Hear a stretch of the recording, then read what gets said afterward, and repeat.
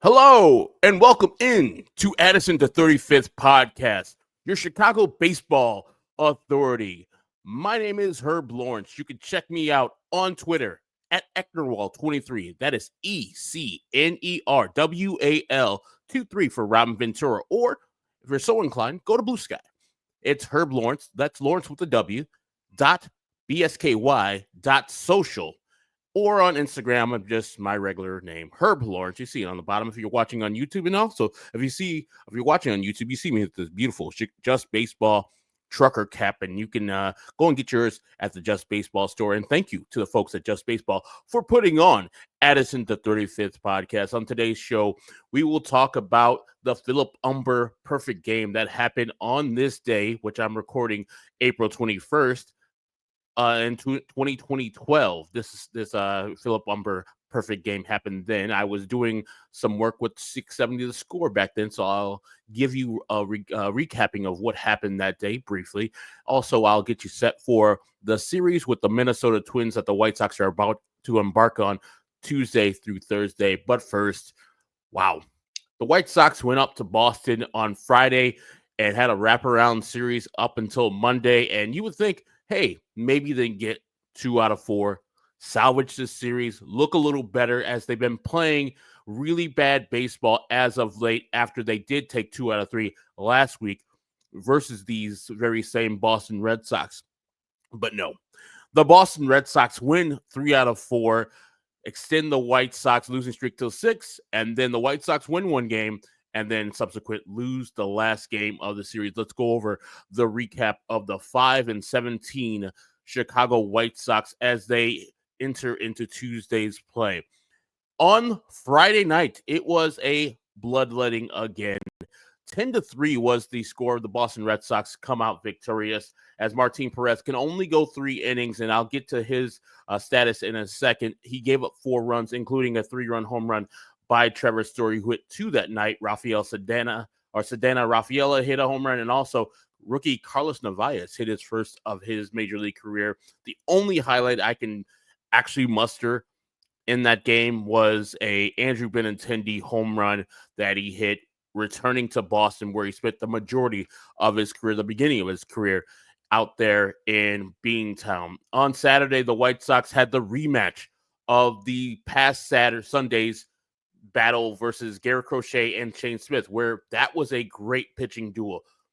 Shane Smith, this start on Saturday was all right, but not great. I think he went 4 2/3, gave up the 3-run home run to Rafael Devers in the 5th inning.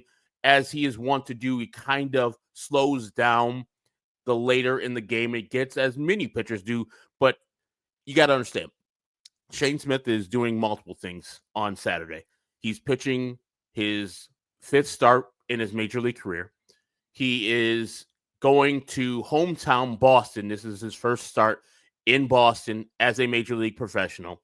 And also, he's a converted reliever. So the White Sox are actually kind of stretching him out, and he's done well for himself in his first 5 starts. He's acquitted himself very well. So when he only goes 4 2/3, I don't, blink an eye as much as I do with other pitchers like a Jonathan Cannon or Davis Martin or even Sean Burke, Monday starter. I kind of blink an eye when they don't go enough or of a start. I think that you got to give Shane Smith a little bit leeway what he did on Saturday. He was fine. Only a home run to a great hitter in Rafael Devers. I'll take the 4 2/3 for what he was worth. It wasn't a great start, but it wasn't as bad as many have been saying. But his opponent is great. We know that firsthand as Chicago White Sox fans that Garrett Crochet is going to go out there and give you everything he has. Now, he didn't get 11 strikeouts like he had the Sunday previous against the White Sox. He only had a pedestrian 7 in his 6 innings of work versus the White Sox. He gave up no runs, but the Boston bullpen could not hold it, as in the 7th inning, it was good to see some fight on Saturday night when Chase Mydroff knocks in a run with an RBI single, and then the very next batter, you get a home run from Luis Robert Jr. to tie the game at 3, but it wasn't enough to stem the tide. I mean, the White Sox did take it into extra innings, and that's where the Boston Red Sox won on a walk-off 4-3 there. On Sunday, we did have Shane Burke. I think mistakenly said Shane Burke pitched on Monday. He pitched on Sunday, and he also is a mass hole, making his start back there in his home city, home area. And it started off nice for Sean Burke, as Matt Tice gave him a 2-run cushion with a 2-run home run in the first inning. You can relax, you can chill out, you can do whatever you need to do because you got some early offense. Unlike the 2 pitchers before him, he was going into his first pitching stint in the bottom of the first with a lead. And that's where the goodness ends for Sean Burke, as he gave up a 3-run home run in that first inning to Wilyer Abreu. And then in the 7th inning, when the Boston Red Sox are up by 4-2, also a good omen for the White Sox in this game, where they come back again, scoring 3 runs in that inning, highlighted by another rookie, Edgar Carroll, driving in 2 runs with his RBI single to give the White Sox the lead at 5-4, which they would not relinquish. But the best thing that happened this weekend, no matter what you are, if you're a White Sox fan, a Red Sox fan, to me, the best thing that happened this weekend is the return of former White Sox closer Liam Hendriks. After 681 days away from Major League Baseball, he made his return to the Boston Red Sox mound on Fenway Park against his former mates of the White Sox. Now, did he pitch well? No, not at all. He gave up a home run to his former teammate Andrew Vaughn, which solidified the White Sox victory at 8-4. But to have a guy like that in Liam Hendriks, you know how good of a pitcher was. With the White Sox, I think he won 2 relievers of the year. He was a great stability or stabilizing force for that White Sox bullpen, exactly what they needed at the time that they needed it for. Unfortunately for him, he came down with non-Hodgkin's lymphoma, and at the beginning, I think, of the 2023 season, and you just saw the fight. The guy who came back from, like, I think, a 6-month diagnosis, like he got diagnosed in December of 2022. He was pitching baseball games by May of 2023. And that is a great story, because beating cancer, fighting for your life, and then getting back on the bump that quickly, amazing. Just absolutely amazing. And you can see how amazing that is from the long holdover and the long layoff he had from Tommy John surgery. It took almost 2 years for him to come back from Tommy John surgery, and from cancer, he beat that in 4 months because he's a fighter and he's a good person. And I believe in things like that. If you put goodness out in that atmosphere and you do for others and you spread kindness, I think karma comes back at you tenfold. And yes, it was sad for him to get non-Hodgkin's lymphoma, but I think he said it himself. He's the perfect guy to get it, so he can fight and show others that they can fight these things off, and that he can handle having a terrible disease like cancer. And he absolutely kicked cancer's ass. I hope that it stays in remission, and we get greatness out of Liam Hendriks, because the player is phenomenal. Excellent. The person's even better. And when I saw him on the mound, a tear came to my eye, because that guy does so much for so many. It's good to see that good people get rewarded with, health, firstly, and then secondly, with, success. And even though the outing wasn't great for him, that was a secondary or tertiary thing for me. I love the guy, and I want him to succeed, especially now that the White Sox won't be facing the Red Sox anymore. Whenever he pitches, I'll be having a Red Sox cap on and cheering him and his teammate, Lucas Giolito, both great guys. I'm going to be looking for them to be doing some great things with the Boston Red Sox. So that was a great thing to see. And the White Sox won on Sunday. So they broke their 6-game losing streak. You say, okay, here we go. The White Sox can win on Patriots Day on Monday. They got a split out there in Beantown. You're feeling kind of good going on your way to Minnesota. That wasn't to be, though, folks, as they went on Monday and played a game, because Jonathan Cannon, let's be real here, folks. His first start versus the Los Angeles Angels was fine. I think he went 5 1/3, gave up no runs, and was fine. He was pretty decent for the first start out of there. Probably mediocre start. Then subsequent starts, second, third, and fourth starts, not that great. The last start people can qualm about where he went into the fifth inning and didn't give up any runs. But as I said with Shane Smith, I don't mind if he goes 4 2/3 because he's getting stretched out and he is a rookie pitcher. Jonathan Cannon had a whole rookie experience last year. And yes, he is young in his major league pitching career. This is only his second year doing it. But I expect more out of the kid. And today, on Monday, you got a little bit more from him. You got 6 innings out of him, 4 earned runs. And for all the stuff I've talked about Jonathan Cannon, this is what I want from him. He doesn't need to be a top of the rotation arm. He just needs to give us length and limit the earned runs like he did on Monday versus the Boston Red Sox. 4 earned runs, you can live with that if you're a White Sox fan. It was just not the White Sox day, as you give up 4 early earned runs, and the White Sox offense is not going to score a lot of runs for you, as you heard me talk about earlier. 3 runs on Friday, 3 runs on Saturday. They went hog wild on Sunday, scoring 8, and then on Sunday, only 2 runs. The highlight for the White Sox on Monday was another home run by Andrew Benintendi. Bookended home runs for the games he played in Boston. His return to Boston was good for Andrew Benintendi and probably no one else in a Chicago White Sox uniform. We are just struggling right now. The White Sox as a team, as an organization, struggling.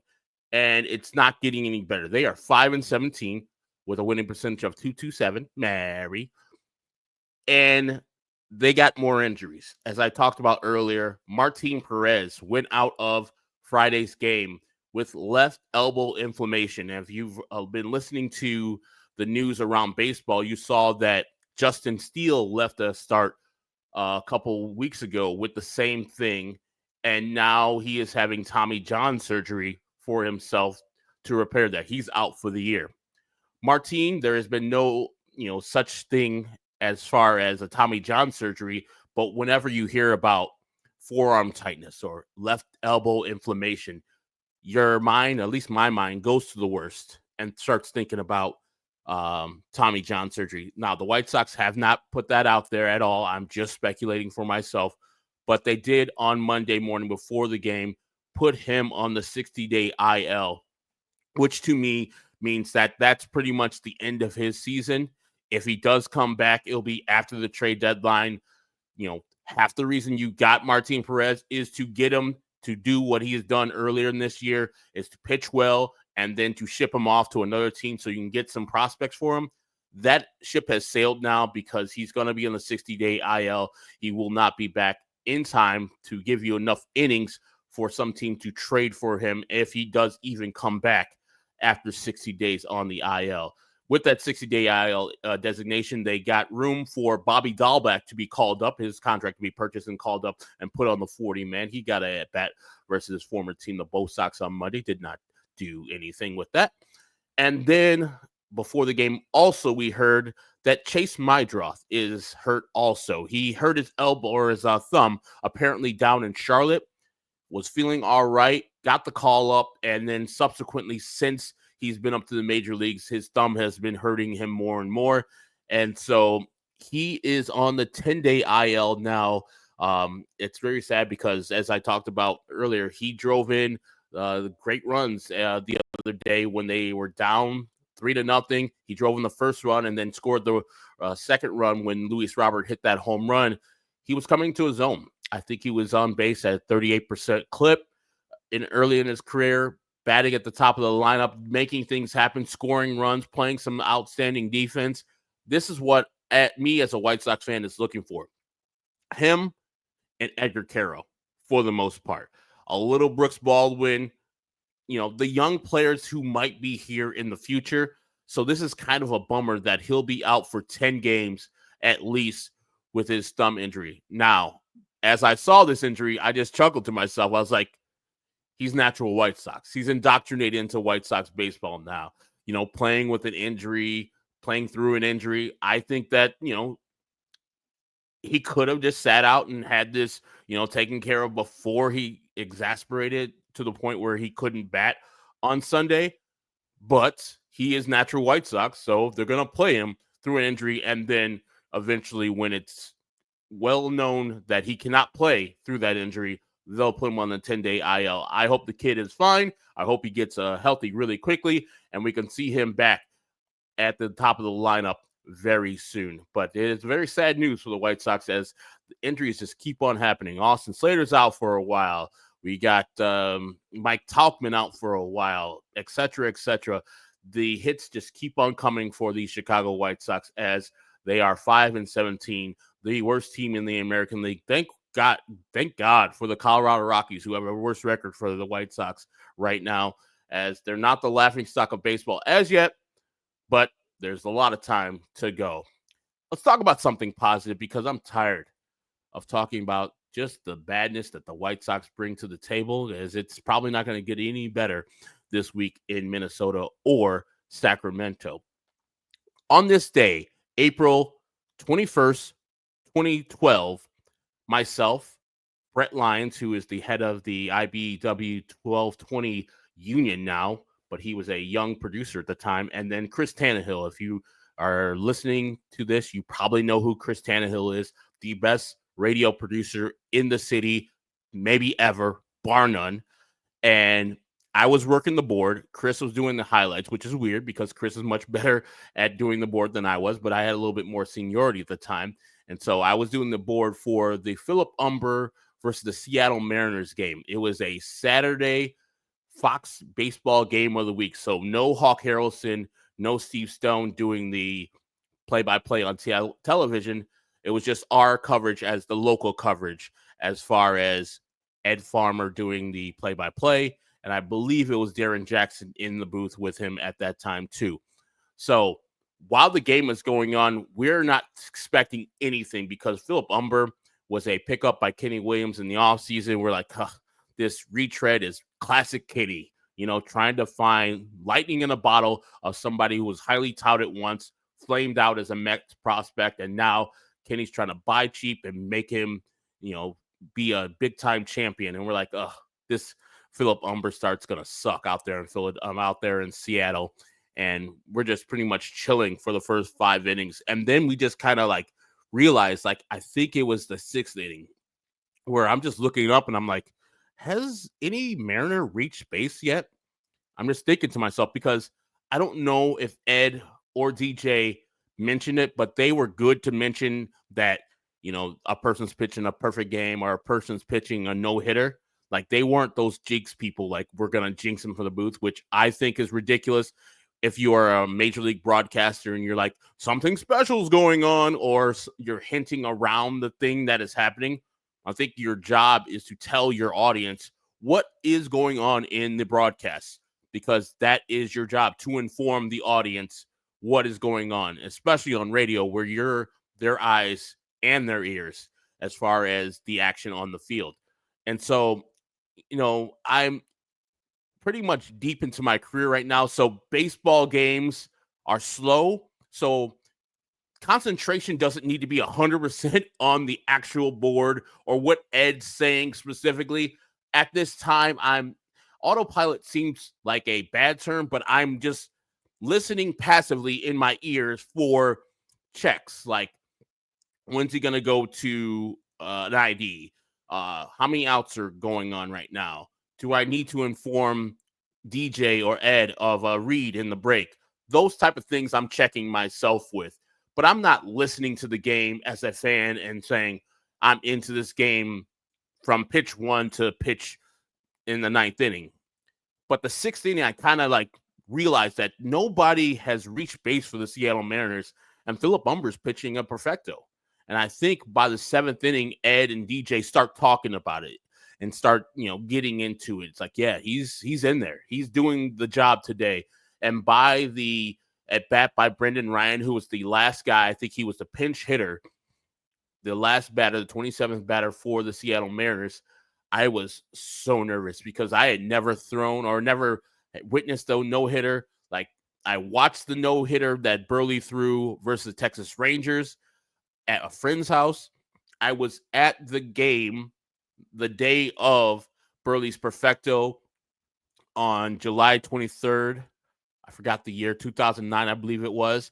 I was at that game pregame doing Spiegel and McNeil's show in the Ranji booth at that time. So I was producing that before the game actually started, left Guaranteed Rate or US Cellular at the time to go back to the Score Studios and do some extra work that I had to do, and then left right when Mark Burley threw his perfecto because I didn't want Mitch to catch me and act like I had to do extra work for him because I had been, at the US Cellular since like probably 7 o'clock in the morning. And I didn't want to have to work extra for not extra money like Mitch would have probably made me. So I left that place really quickly. So when Philip Humber was throwing this perfecto or getting ready to throw this perfecto, so nervous, crossing fingers, holding a remote in the same hand. I was, I'm not thinking about jinxing, but I'm very superstitious when I'm watching the Chicago White Sox. I know I have no effect on them, but you know what? I am just as superstitious as you are at the house. And when he does throw the perfecto, me and Tanny, who are big-time White Sox fans, and Brett Lyons, all cheer. We all go wild. We're listening for the call because we know we got to get this perfect because Mitch calls in constantly when something is happening. And he's like, if something happens, if something special happens, you got to have this, that, and the other. And he's like freaking out and he puts extra pressure on us, not to be a bad guy or anything, just to be a good program director, just to make sure that he over communicates what he wants and make sure that we're on our stuff and on our marks, in which we were.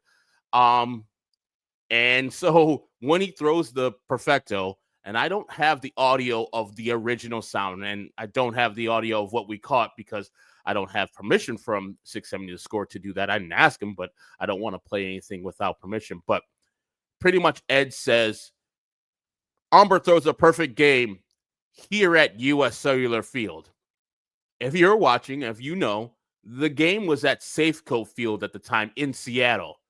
And so when he says that, myself, Tanny, and Brett all look at each other and said, did he say US Cellular Field? And we know he and DJ and the game is being played out there in Seattle. And we're like, yeah, he did. And sometimes that is just a habit. You don't realize you're saying something because you just say it constantly. Like he would say US Cellular Field at least 81 times a year. And so out of repetition, I think is what he said it as, and probably didn't realize he said it as. I do mess up on words and things, and I don't realize I say it until I go back and listen. It's like, I did say that mistakenly. And so the one thing we didn't want is for Ed to be embarrassed with the call that was going to be played for perpetuity for the perfect game of Philip Humber. So Chris Tannehill, as I said, is the best producer in the game, knows exactly what to do. And if you hear the call now, and I'll have it on my Twitter account and my Blue Sky account, so you can go there at Ecknerwall23 or herblawrence.bsky at social. You can hear the Ed Farmer call, and it's seamless. I can hear where the edit's at because I know where he said it at. So I listen to that cut, and I always think, man, Tanny is a genius because it sounds so seamless. No like shuffling, no breaks, no upcuts or anything like that. It sounds like Ed just did that cut. And it just pretty much like, Humber pitches a perfect game on a Saturday afternoon. And in there, you could hear that is where he's supposed to say, Humber pitches a perfect game at US Cellular Field. And so whenever I tweet that, people always correct me. The game was at Safeco. The game was at Safeco. It's like, hey, if you know, you know. Me, Brett, and Tanny know that Ed Farmer kind of flubbed that. And he would joke after that game was over that the players listened to that and heard that.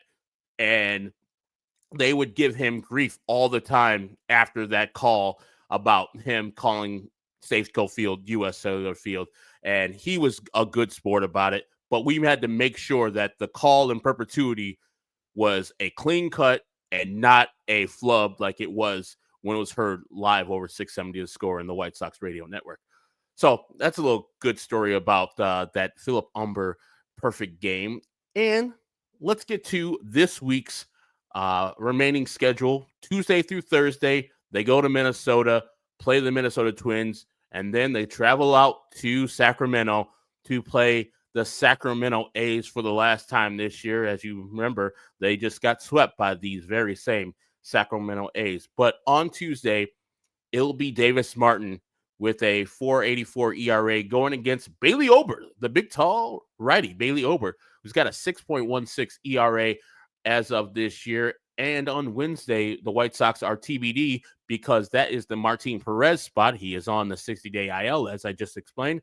The TBD will be going against David Festa. In his 2 starts, he has given up nothing in his 9 innings of work. And on Thursday, it is Boston boy Shane Smith with 2.82 ERA going against TBD for the Minnesota Twins. So after that series, I will join you here on Addison to 35th to talk about what the White Sox did, and hopefully they can make up for the 3 losses they had in Boston out of the 4 games and get 2 out of 3 from the Twins. Because, yes, the White Sox are all-time bad, and they're marching their way to where they were last year. But if you heard me before when I did the Minnesota Twins preview, the Cleveland Guardians preview, the Detroit Tigers preview, and the Kansas City Royals preview, there is no team that I despise more than the weird-ass Minnesota Twins. And I want the White Sox, even if I'm beefing with them, even if I think they're bad, to beat them every damn time. Every damn time they play them. And so Tuesday through Thursday, this time I'll be glued into my TV waiting for the White Sox to do some things against these weird-ass Minnesota Twins. This is the chance they can jump on them because Davis Martin's been pitching well as of late. I don't know who's going to be filling in for Martin Perez, but hopefully somebody young that has got a future on this team, not an old guy, not Mike Clevenger again, who, as I told you last week, got DFA'd, but the White Sox, of course, picked him up and optioned him to AAA. So he's still on the organization. I hope he's not on the team. I hope it's not anybody like that. Nick Nastrini would be fine. If they give, let's see, the guy they just picked up this offseason, I'm losing his name, from Milwaukee as a free agent, Bryce Wilson. If they give Bryce Wilson a chance to start that game, I'll be fine with that too. But let's just go for the youth movement, people who might be here after this season. I don't want to see any more veterans getting any more time with the White Sox. This season's already cashed. Let's just see all young players. If we're going to lose, let's lose with some purpose. Bring up Colson Montgomery. I'm tired of seeing Jacob Amaya. They're waxing poetic today. It was John Triffin and Steve Stone. And I get their job, folks. I get they work for the team. They work for CHSN, which is owned by the team. And so they have to shine the White Sox shoes as much as they can. But don't force it. They were talking Jacob Amaya up like he was the next coming. Man, that defense. Oh, that's why you got Jacob Amaya on the team. The man is hitting under 100 this year. That can't go on. Colson Montgomery can do that. Bring him up, and I'll live with his under 200 average because I know I'm going to get some pop, too, with that. Colson Montgomery is kind of getting into some power. He hit a home run on Sunday. He's trying to establish himself as Ryan Fuller went down to see him, and immediately results have been shown after that. So overall in the season, he's not hitting well, but give me him on the Major League roster. You got 7 years now. If you bring him up, you've already accrued a service year. Bring him up. He could do much better than what Jacob Amaya. If he boots balls, who cares? I think fans would be much more interested in what he does on a Major League field than ever what Jacob Amaya does. And I'm pretty much done with the Miguel Vargas thing. Give me Brian Ramos. I think that would just be much better and much more interesting because the people you got on the team that are supposed to be hitters, are supposed to give you Major League at-bats, are struggling. Miguel Vargas is not good at baseball. Yeah, Andrew Vaughn hit a home run on Monday. Oh, no, on Sunday versus Liam Hendricks. That man is still struggling. You see, they brought up Bobby Dahlbeck. He's been doing well down there in the minor leagues. But in your heart of hearts, is a Bobby Dahlbeck going to be in the major leagues for the White Sox past this year? No. Tim Elko might be. And he's doing similar things than Bobby Dahlbeck. So bring him up. Let him play first or designated hitter. Bring Kyle Teal up. Let him be catcher, left field, right field, designated hitter, first base, wherever. This just needs to be a youth movement. If you're going to be bad with youth. Don't be bad with these older players who are going to not be here after this season. So, before I get too mad, I'm going to sign off because this can go on another hour, me railing on the White Sox. So, for Ryan Herrera, so check him out when he does his Cubs stuff because the Cubs are playing good baseball. They're hitting the ball well. They're the best hitting team and best offense in the National League, I think in the whole league. So check out Ryan Herrera on this very same podcast, Addison the 35th, when he does Cubs coverage. My name is Herb Lawrence, ActorWall23 on Twitter. You can follow me on Blue Sky, herblawrence.bsky.social. And if you want to write me an email or Ryan, Addison235th@gmail.com. Addison235th@gmail.com is the way you can reach us. See you next week on Addison to 35th.